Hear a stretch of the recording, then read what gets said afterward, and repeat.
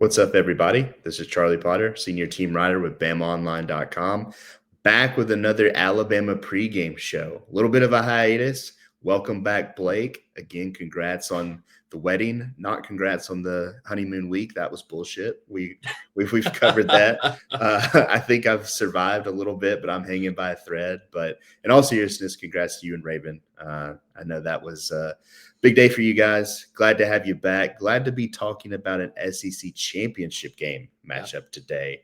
But before we get into all that, we are going to give our final thoughts on the Iron Bowl. There's also a lot to talk about from a CFP standpoint with the interesting set of rankings and a non-informative set of explanations.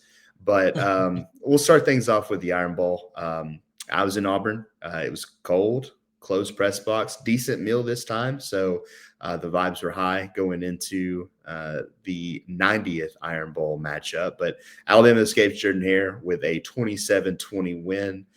Big final drive from the offense to go ahead, 27-20. Great start to the game, honestly, for the offense and the defense to jump out to a 17-0 lead. Auburn claws back, and then Kalen DeBoer goes forward on 4th and 2. Ty Simpson hits Isaiah Horton for a 6-yard touchdown. Not quite the 4th and 31 we saw a couple years ago, but still huge play. And the defense comes up big with Bray Hubbard forcing a fumble, Deontay Lawson jumping on it, and then Alabama able to escape with a win. Just what were your thoughts on the Iron Bowl, Blake, as we get set for this SEC championship game matchup? Yeah, it was really another example of this team just executing in critical moments, seemingly every time that they need to. And it's happened time and time again throughout the season. And this was another one where they jump out to the big lead, like you said, 17-0. The offense then just is stagnated for kind of most of the rest of the game until you get around midway through the fourth quarter. And then they went on that long, nearly 8-minute touchdown drive that ended with the touchdown to Isaiah Horton. That was kind of reminiscent of the South Carolina game to me, when the offense didn't play well for a big chunk of the middle of the game, but then had a really long drive right when they needed to. And that's a really just impressive aspect of this team, is how they've been able to step up no matter what they've done throughout the first, however many minutes of the game. They always find a way to kind of step up in the clutch and make the important critical plays when it matters most late in games. And that's what elevated them to a win. It wasn't just the 8-minute drive by the offense and the touchdown on 4th down. Really gutsy call by Kalen DeBoer that I really liked. But then the defense came up big right after that with the fumble, like you said. And it's a defense that, has always made timely plays, just like the offense, whenever they needed to. And this one was a turnover. And turnovers have been huge for this defense all season, really for both years. Under Kane Womack, they've been great at forcing turnovers. And this one came at the right time when Auburn was driving down, and they drove down so fast that it really made the 4th down call worth it. Because if you had kicked the field goal, Auburn was already in field goal range whenever that fumble occurred. But they have Bray Hubbard knocks the ball out, Deontay Lawson recovers it, and that's your ball game right there. So really good execution, late critical moments, just like they've done all season. And it's just you can't really keep this team down, no matter how poorly they play for different chunks of the game. You'd like to see them play a full 60 minutes and not need a moment like that, but they've been great at executing in those moments, game in and game out this season. I think it was good to see the run game get going a little bit. Obviously, we know Jam Miller went down with an injury. We'll talk about that here in a little bit.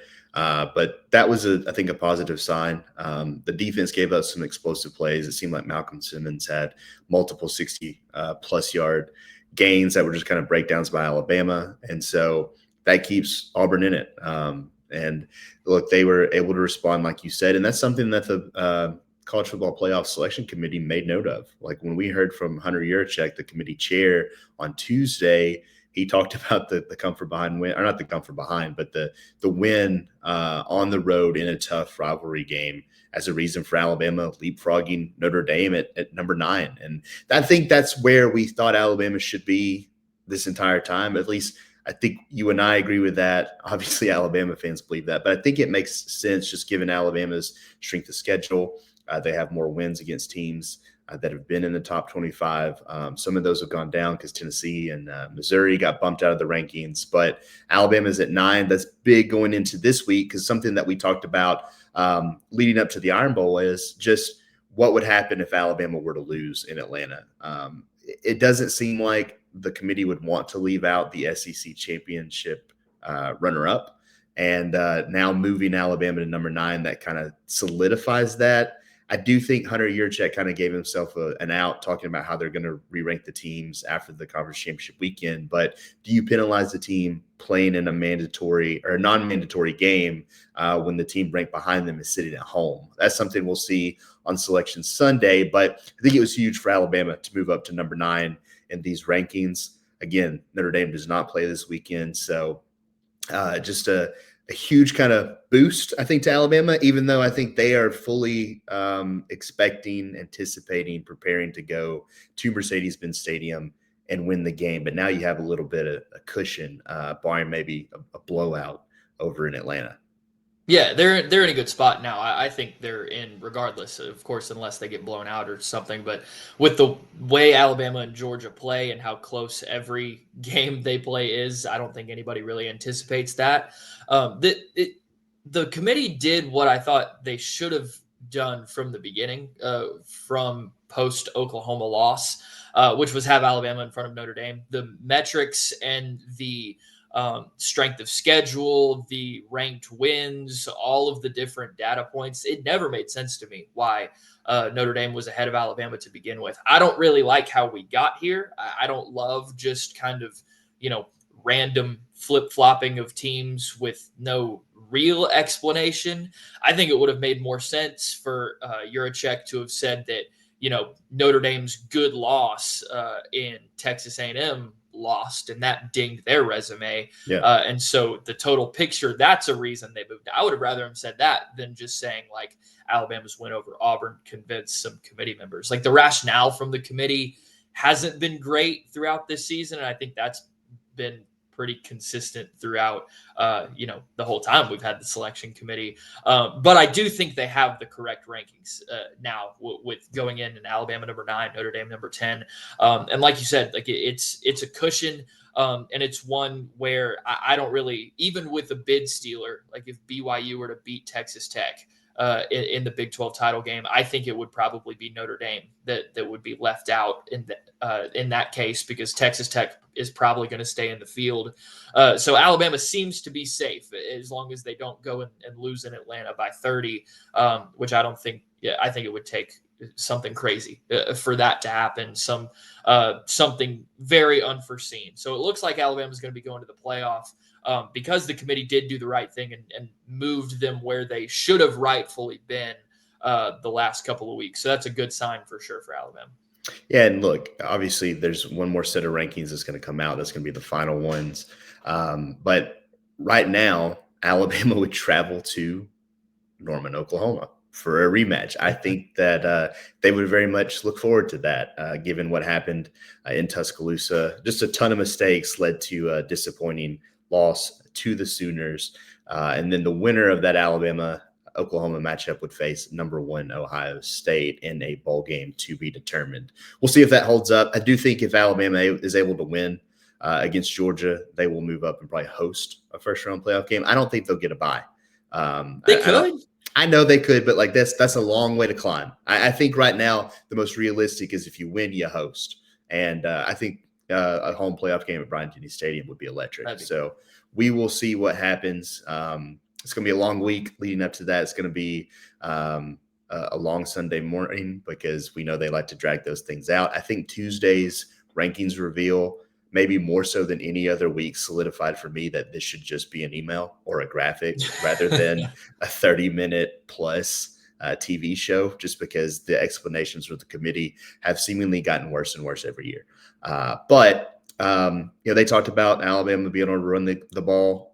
We know that Jam Miller got banged up in the Iron Bowl, saw him on crutches after the game. That's never a good sign. We didn't see him at practice on Tuesday. And again, we weren't at practice, but walking onto the practice field to go talk to players.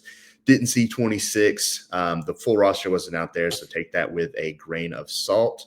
but he was questionable on Wednesday's initial availability report, as was Josh Cuevas. Now, hearing from Kalen DeBoer on Sunday, we've talked to Kalen, it feels like 27 times already this week.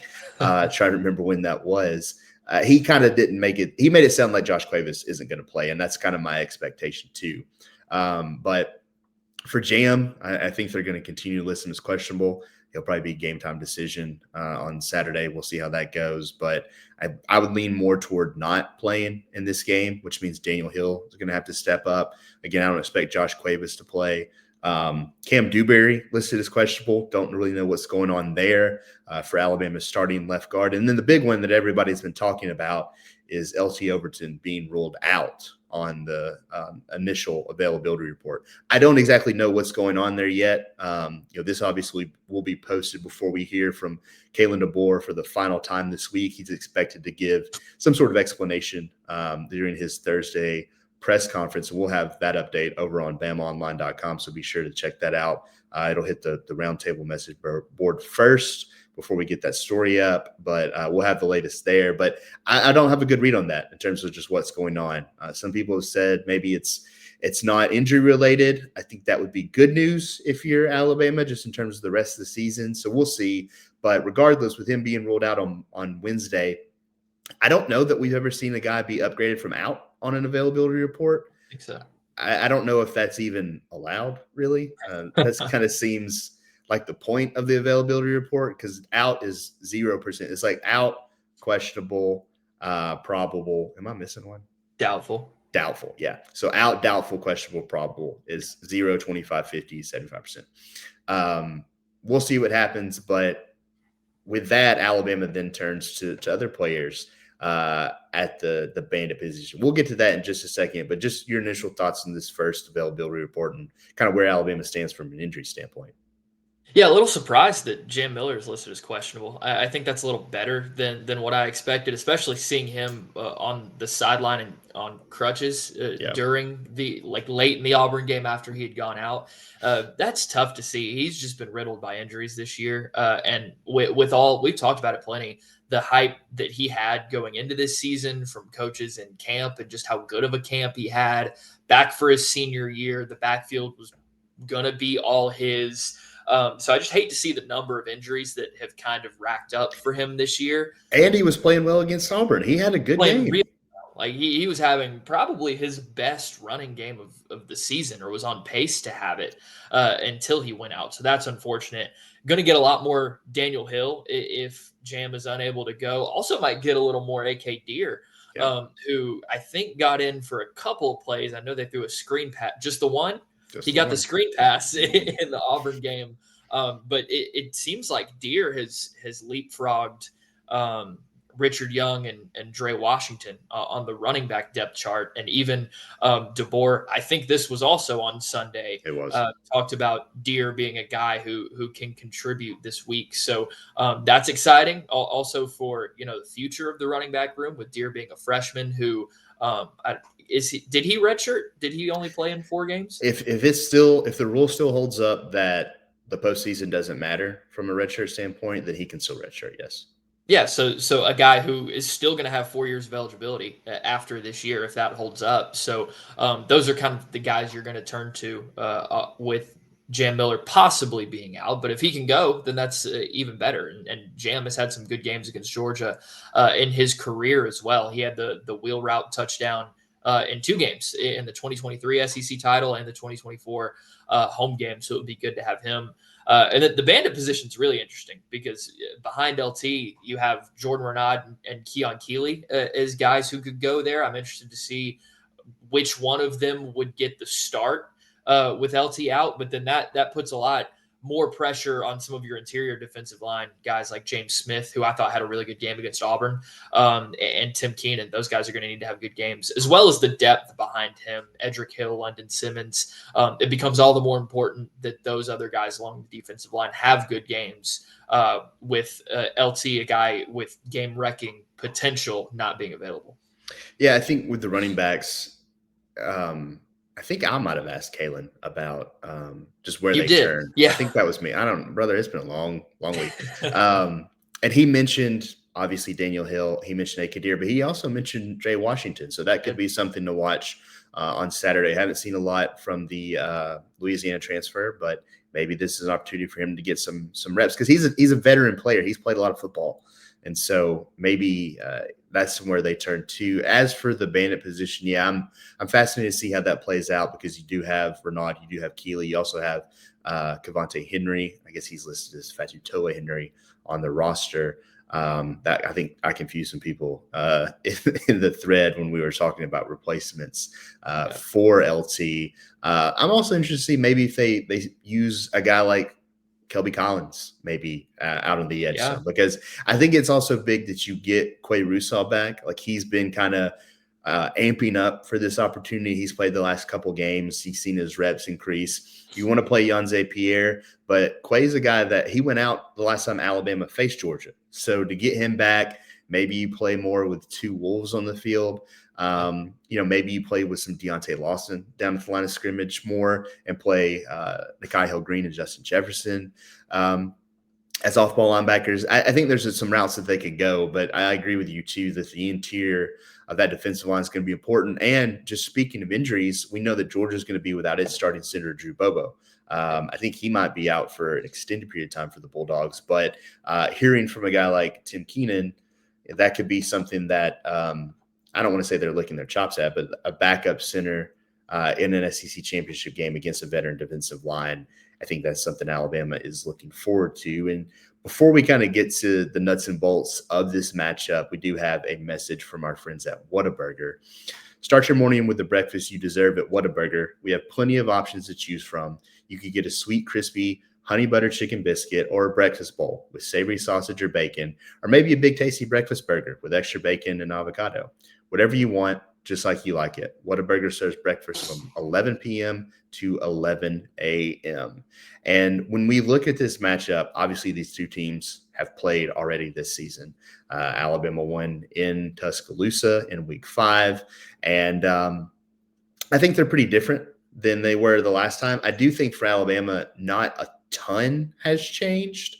Maybe they haven't run the ball as well as maybe they had hoped. That was the game that you got Jam Miller back from injury.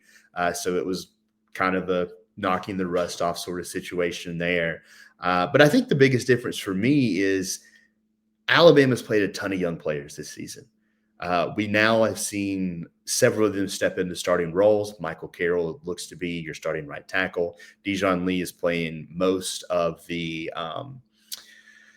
reps at corner. Damani Jackson's played some, but it's mostly been Dijon Lee. Caleb Edwards with Josh Cuevas out as your top tight end. Marshall Pritchett's getting some opportunities there too.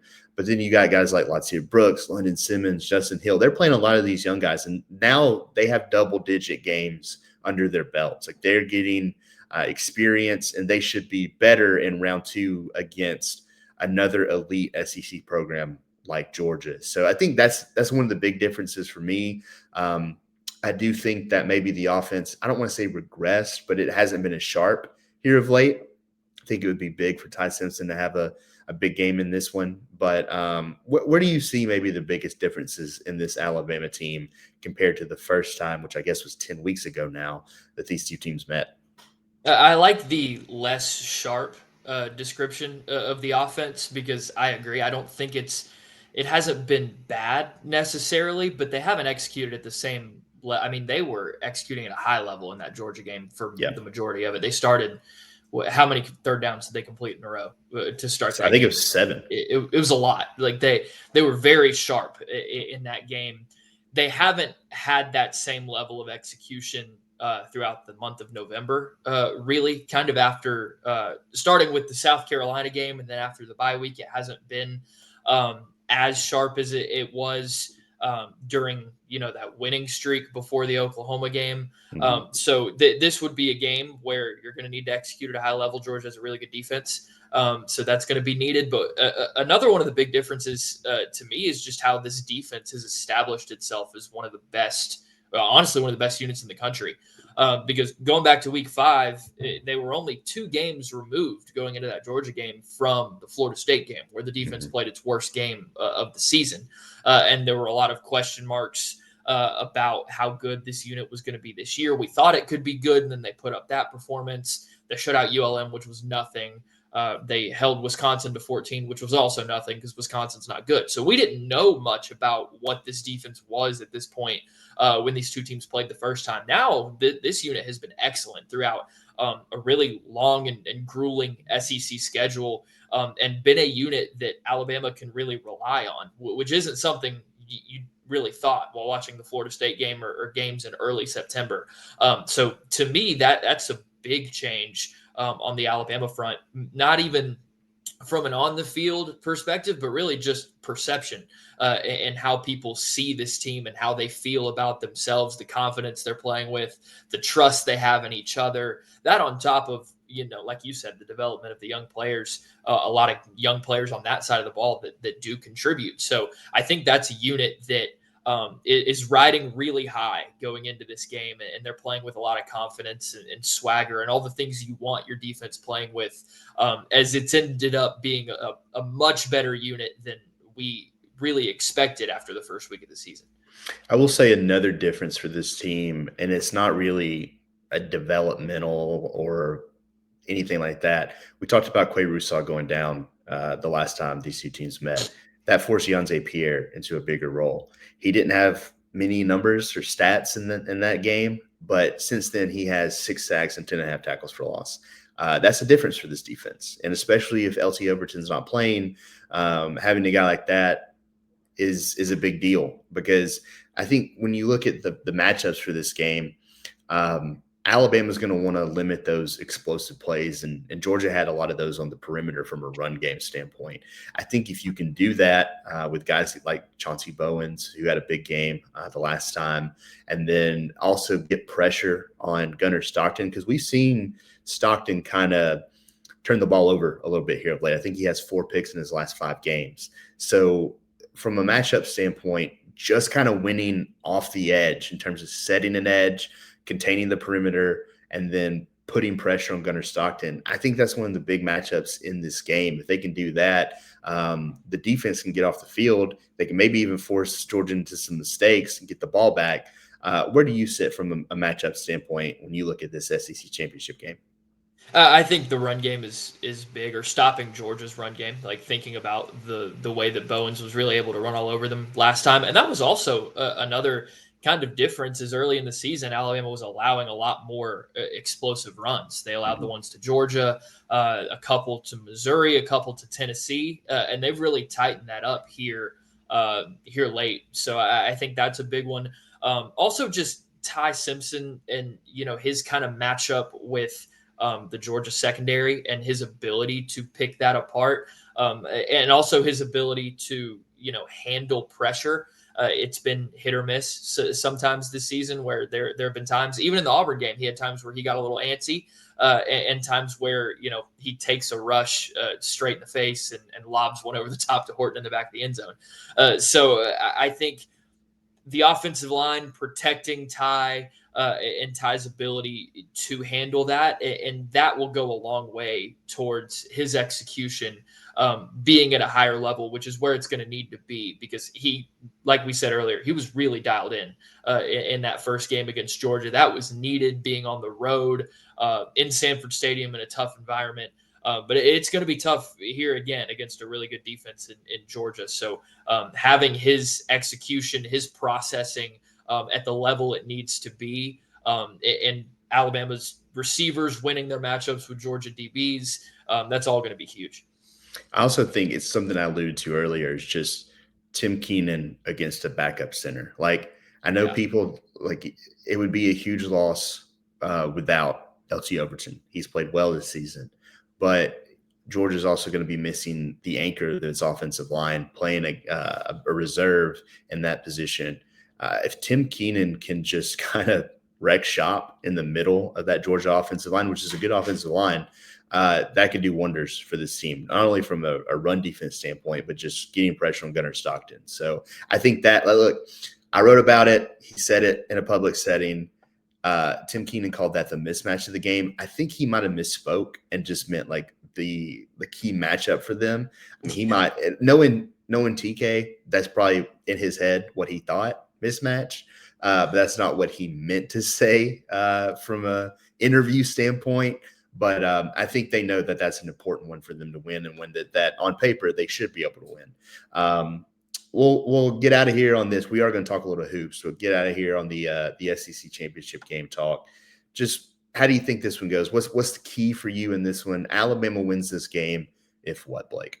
I think the turnover margin is going to be big in a game like this where you have two really evenly matched teams. They played a close game the first time. It's a rematch. Margins are going to be really thin. And so creating a possession, taking away a possession with a turnover, with multiple turnovers is going to be really big. In Alabama's last two games against Power 4 competition, the Oklahoma game and the Auburn game, turnovers are really what flipped the game in both of them. They were -3 in the turnover margin against Oklahoma. The defense didn't force any. The offense gave it away 3 times, and you end up with a really close loss at home to a really good team, and that was kind of the difference in the game. And then in this road game against Auburn, creating 2 turnovers by the defense was really what led to the win, especially the fumble there at the end of the game. And so they've been able to make these big plays in big moments, especially from a turnover perspective. And if they do that, and if they do it, I think whatever team, gets that extra possession, makes that extra play, that's probably going to be what flips this game and is going to be what becomes the difference. When you look at it, Alabama's +8 in the turnover margin. They started to climb back up after kind of falling a little bit. Georgia's -1. That's kind of surprising to see for the two teams playing in Atlanta, to see one of them with a negative turnover margin. That's one of the ones for me too. Like last week, I did like a 3 keys to victory, 2 players to watch, 1 prediction story. And I feel the same way about this game as I did the last one. Is like you said, you have to win the turnover battle. I think that's first and foremost. I do think, like what we talked about earlier, you have to limit those explosive run plays that the Bulldogs were able to get on you the last time. And then with Ty Simpson, he not only needs to have time to throw, because he got hit quite a bit in the Auburn game, but he also needs to get rid of the ball a little quicker. Like Kalen DeBoer was asked about it on the radio show, just in terms of him letting the play clock run down. Not only does he need to make quicker decisions at the line of scrimmage, he needs to make quicker decisions just in terms of getting the ball out of his hand. So if he has time to operate and can make those decisions a little quicker, if Alabama is able to continue to play at a high level defensively, and then they win that turnover battle, I think they win in Atlanta. I think this is a game they can win. Both these teams are kind of banged up. So I'll be interested to see. I think obviously anybody that makes the SEC championship game wants to win it. Georgia's in the playoff. Yeah. How much are they motivated more than an Alabama team that is, while we think we'll be in regardless of the outcome, how much more motivated are they going to be than this Alabama team? We will see. But it should be a fun one in Atlanta. That's a 3 p.m. Central Time kick on ABC. We will both be there. And then, of course, we will be reacting to the selection Sunday to see Alabama's postseason fate. But before we get out of here, Alabama did play a basketball game on Wednesday evening at Coleman Coliseum. You were there because we kind of split responsibilities up. I did the radio show, the availability report, all that fun stuff. And but Alabama was able to beat Clemson 90-84 in the ACC SEC Challenge. You got 29 points from LeBaron Philon, a double-double from Amari Allen, Aiden Sherrill with 8, count them, 8 blocks. But I was able to keep up with it a little bit, and to see them jump out to a 19-point lead, I was like, okay, this. I watched 2 just draggings in Las Vegas with UNLV and Maryland. This seems like it's on that same trajectory. And then it wasn't quite as wide of a margin. Clemson stormed back, and Alabama was able to escape with a win. But what did you just make of Alabama's now 6th win of the 2025-26 season? Yeah, that big lead early was built on some unsustainable shooting from a lot of guys. That, I mean, just to start out, you had 3 major pieces of this team that didn't play in this game. Aiden Yeah. Holloway, who's clearly your second best player, 18-point a game scorer, didn't play.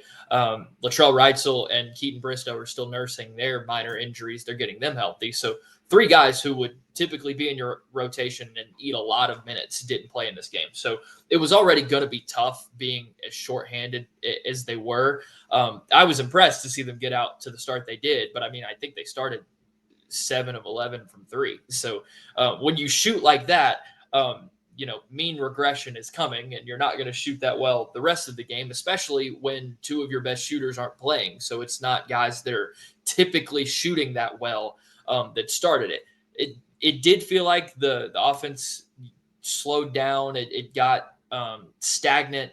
The defensive intensity didn't stay where it needed to be for the entire game, and that's what led to the Clemson comeback. But you got a great performance from Philon, especially down the stretch. He made the plays he needed, which he really does in every game. Like, I don't know if there's a better player in the SEC. I don't know if there's many guards better in all of college basketball than Philon and what he's been able to do. I think he's averaging over 21 points a game at this point. He's like, if he keeps this at this rate that he's going, he may threaten some of the like scoring records that Mark Sears set in that 2024 season. Like, that's the type of scoring season that Philon's having.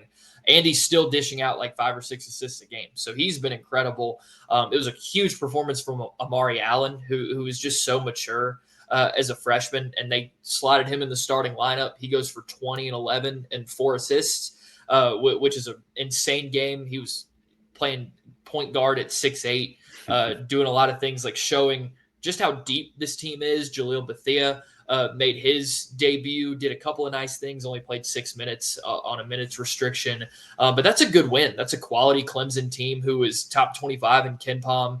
They're not ranked, but it's a quad 1 win on the net rankings. I think they're going to be win a lot of games, be a pretty good team in the ACC this year. So blowing the 19-point lead isn't really what you want to see, but they showed some toughness late. They ended up getting the win, and they were extremely shorthanded against a good team. So in my book, that's a good win.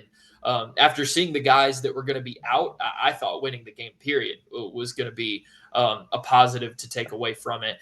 Kind of an up and down game, a bit of a roller coaster, but they end up getting the win.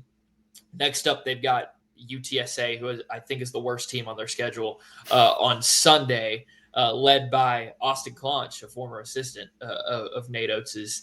And then after that, a week later, they'll have Arizona, which is really the last big non-conference game before a couple bye games late in December. So it's been a good start for this team. They've played really well, picked up 3 quad 1 wins already. So that tough scheduling is paying off. They're positioning themselves to get a high seed in the NCAA tournament with a good run in SEC play, and they just need to get healthy.